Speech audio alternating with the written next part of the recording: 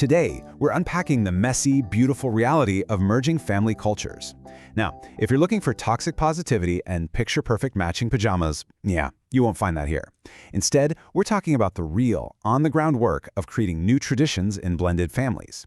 It's all about taking the hard stuff, moving right through it, and actively building an extraordinary shared identity. Okay, let's dive right in. Think about this.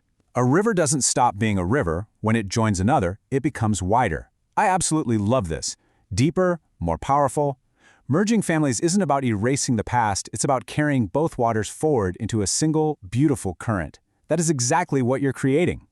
So, to understand how to widen that river, we have to look at Section 1, Invisible Family Cultures, and the unspoken rules we live by. You know, every single family has this invisible fabric of rhythms and habits. The things you do just because, well, that's how we do it, right? But when you step into a blended family, boom, entirely different sets of these invisible rules suddenly crash into each other. Think about it. Christmas Eve celebrations versus Christmas Day, or eating dinner at a formal table versus grabbing plates and sitting in front of the TV. When these perfectly normal, everyday habits merge, it can feel, well, incredibly jarring. And that brings us to a really foundational mindset shift. Unfamiliar is not the same as wrong. It's just new. That tension you're feeling, it usually comes from these clashing invisible rules, not actual malice or disrespect from anyone. If we can just approach the unfamiliar with a little curiosity instead of defensiveness, that weird new habit can actually, eventually, become ours. Look, I know creating new traditions can sometimes feel a bit like a betrayal, like you're asking the kids to forget who they were before, or you're somehow abandoning the family that came before this one. But please hear me on this. Creating new traditions is a bridge. It is not a burial. You're not erasing what came before. You're literally building a beautiful bridge to the future right on top of a foundation of love and history that already exists. So, the big question, how do we actually build that bridge? Well, it comes down to the 4 pillars of new traditions. Honor the roots, create shared space, build identity through story, and revisit and revise. These 4 actionable pillars are going to serve as the structural cure for bringing your blended family together successfully. Let's start with Pillar 1, Honor Roots. This is all about making space for what already exists.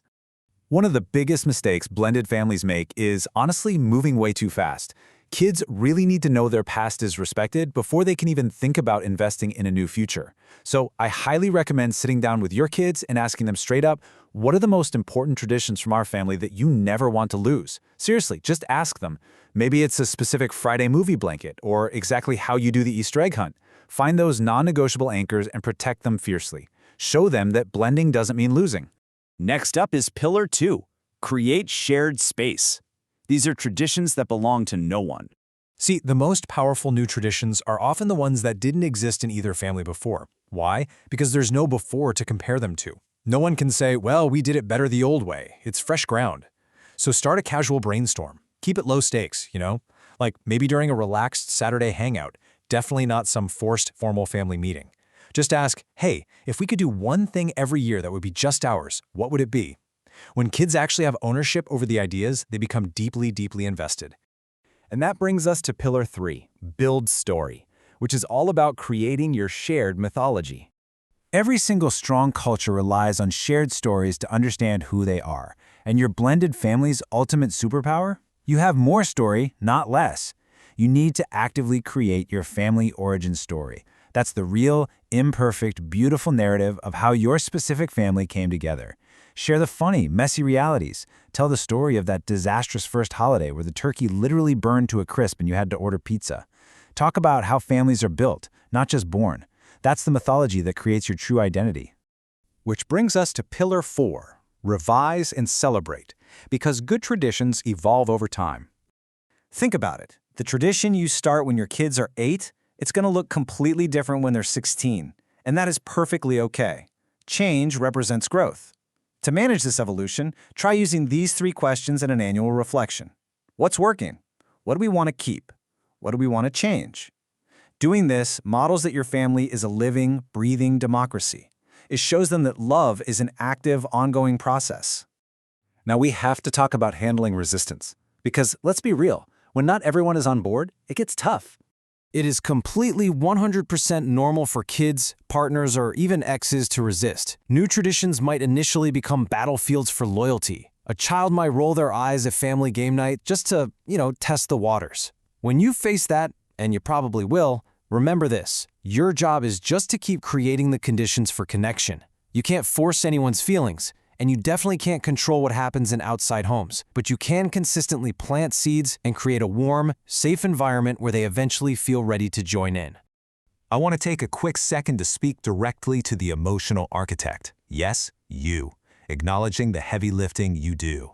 If you're the one managing the schedules, holding space for grieving children, and constantly thinking about everyone's feelings, I see you. I see the profound, invisible emotional load you carry every single day. But remember this, you are teaching them to choose love, even when it's incredibly complicated. Your hard work is quite literally legacy building. The imperfect, messy seeds you plant today, those are going to become the stories your grandchildren tell. You are showing them exactly how to build community, even when it's hard. All right, let's shift gears into some practical starter traditions. Simple ideas you can try this week. Here's a fantastic toolkit of budget-free ideas. I'd highly encourage you to pause the explainer right here and read through the whole table, but let me highlight just a couple. Try the weekly Rose and Thorn at dinner. Everyone just shares one highlight and one challenge from their week. Or maybe the monthly adventure jar for a mystery family day. Even if the mystery day ends in total chaos, guess what? It's building your shared story. The annual Our Family Jar is incredible too. You just write down positive memories all year long and then read them together on New Year's Eve. Simple, but so powerful. Ultimately, creating a blended family isn't about some Instagram-worthy perfection. No way. It is the daily, courageous act of choosing each other over and over again. Like the quote says, the magic was always in you. You already have everything you need to build this bridge and create a home full of laughter and true belonging. So, I'm going to leave you with this final provocative question. What is one tradition from this explainer that you actually want to try with your family? Really think about it, pick just one, and take action on it this week. Keep building, keep loving, and thank you so much for joining me for this explainer. I'll catch you in the next one.